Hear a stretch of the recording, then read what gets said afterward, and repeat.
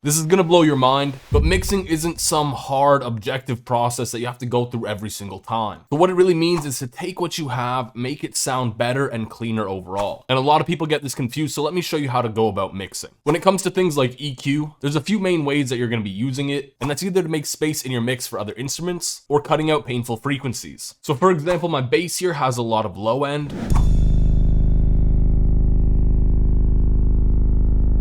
So in this case, we'd want to cut out those painful low-end rumbly frequencies. So I just put a cut around 20 hertz, and that's going to fix the rumble in my bass.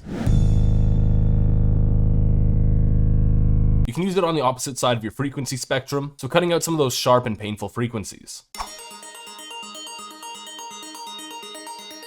And you can just cut however much you want, pretty much until it sounds good.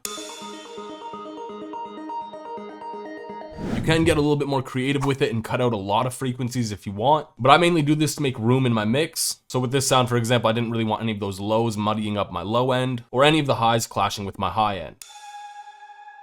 Something that a lot of people struggle with, especially when they're starting out, is getting hard-hitting drums. So to get those hard-hitting 808 sounds, what you want to do is have your 808 be loud, so that you have a loud signal pushing into your mix channel. Technical terms, dog. And the whole point of this is we're going to be pushing that loud signal into a soft clipper, and this is going to give it some saturation, and that's what makes your 808 hit hard and punchy. And the reason I do this on my 808 mix channel is because saturating just on the 808 is going to give the mix a cleaner sound overall.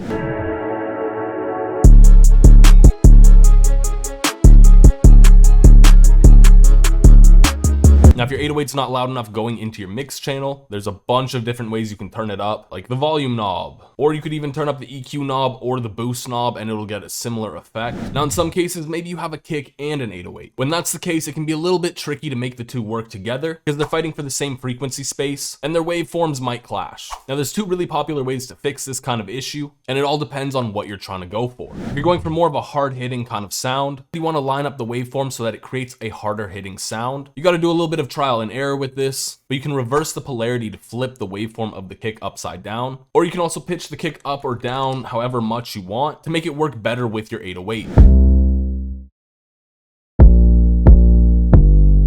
Now, if you're going for more of a bouncy sound, or you just want your kick to have more impact, you can use sidechaining. And pretty much what this does is it's going to compress your 808 or whatever you have sidechained whenever your kick hits. And to do this, all you need to do is go to your kick mix channel, right click on the little arrow for your 808 mix channel, then press sidechain to this track, open up Fruity Limiter on that channel, go to the compressor, and where it says sidechain down here, you just want to right click on that and select your kick. The main settings that you're going to want to play with are these 6 right here. But for a kick, I like to turn my knee all the way up, my attack and release all the way down, because I want the sidechain to be really short with the kick. I make my sustain pretty short as well for the same reason. And then I tweak my threshold so that it compresses however much I want it to compress with the kick.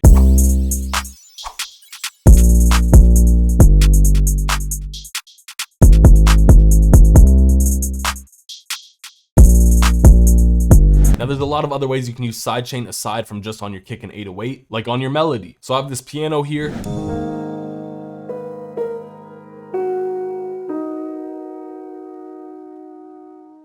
And I also have these 2 texture layers.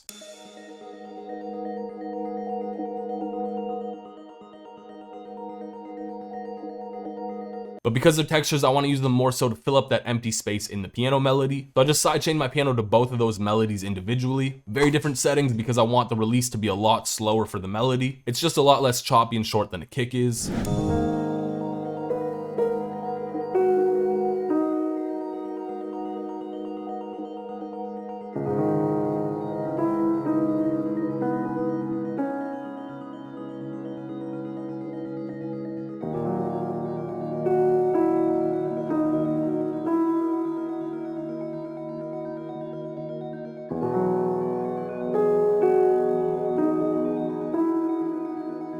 I mentioned this before, but you can also use sidechain to add impact to your kick. So with this beat, I don't actually have an 808. I just have a bass. So the only hard hitting drum I really have is that kick. And to add impact, I added this really intense compression to my melody. So whenever my kick hits, it's going to compress the melody a bunch, and it's going to be a little bit over compressed. And I also did a similar sidechain with my drum bus. So the kick's going to compress those drum sounds as well. And that's really going to make the kick the main focus whenever the kick hits. So if I don't play the kick, you can just hear the compression on its own.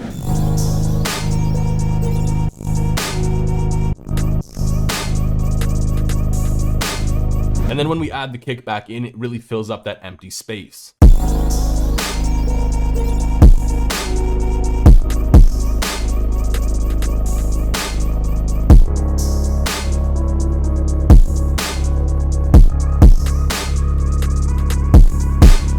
We talked about this a little bit before, and someone asked me to talk about this, but gain staging is controlling the signals as they go through different channels. So for example, I turned this snare down here before it goes into the mix channel. Then on the mix channel, I turned it down again before it goes into the drum bus. But pretty much, I'm just controlling the signal going into different channels. And this has a lot of importance when you add effects to those channels. I also mentioned mix buses here, and those are important because you can mix a bunch of things together as one thing. So like I did with my sidechaining, I sidechained all of my melody components with that kick. I also added in a bunch of other things like compression that helps glue these components together a little bit better. And that's one of the big benefits of mix buses. You get the sounds working together while mixing. Now having separate channels is really important with things like reverb because the mix knob is controlling how much of that signal is getting sent to the reverb effect. So if you have it at 100%, that means your entire signal is going to the reverb. It means you're just getting reverb. However, if we route our signal to another channel just by clicking on one of these little arrows, you can add your reverb effect with 100% mix, and now you have a channel for just the reverb. And you can control that however you like adding in an EQ to make sure you get a cleaner reverb sound overall. So without the reverb, and with the reverb, when you're making space in your mix, it doesn't just come down to EQ. You also have to consider the stereo field. And this just means where sounds are coming from. The one thing I did here is I have two melodies playing the same pattern. So I panned one all the way left and the other one all the way right so that they wouldn't be fighting for the same space.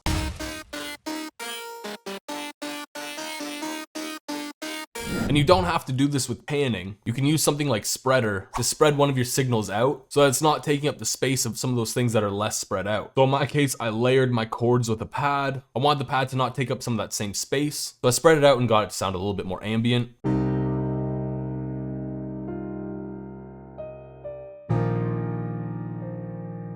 Someone else was asking me about creative mixing. I had no idea what that was, but what they meant was just adding in effects to be creative with your mix, getting cool shit with cool stuff. And that's where you can play around with things like time or reversing stuff. But keeping to effects, you can add in things like gross beat, which will chop up the beat, or also add in volume automation, or you can use other creative things like granulizers like Portal. It really just comes down to experimentation and finding what works for you. Because with all of those things that I just showed you, I took this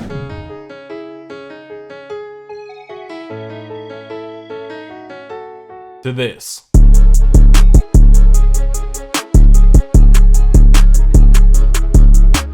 Creatively, you can also play around with the knobs in your mixing to get better arrangement. So in my case, I automated the decay of my reverb to increase so that the melody kind of picked up energy going into that next section. And you can automate any knob in FL Studio just by clicking on the knob, moving it around a little bit, going up to the tools and then go down to last tweaked, and then just press create automation clip.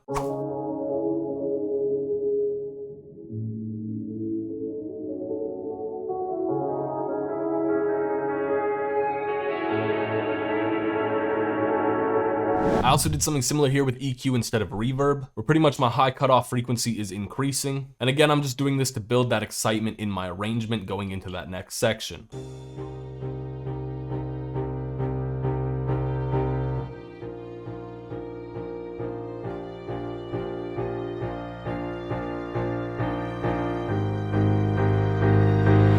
Now, last video, I promised a free giveaway of my brand new Blur Melody kit. The winner for that is on screen right now and I'll reach out to you, but I'm doing another giveaway. My brand new Lyra Essential kit. It's coming out later this week. There's gonna be a sign up link for that in the description and comments to get exclusive bonuses when you get the kit. And also I'll give one lucky commenter the kit for free. So leave a comment. And here's the full thing.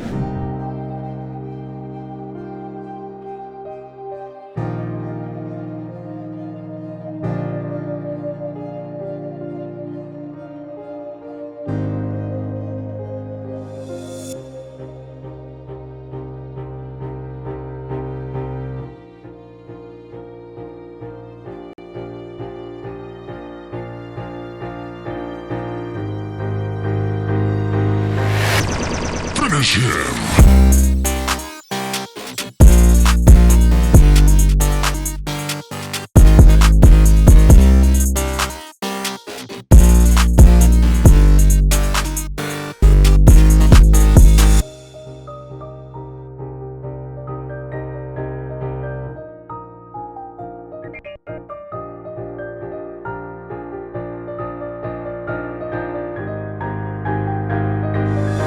絶望の始まりだ。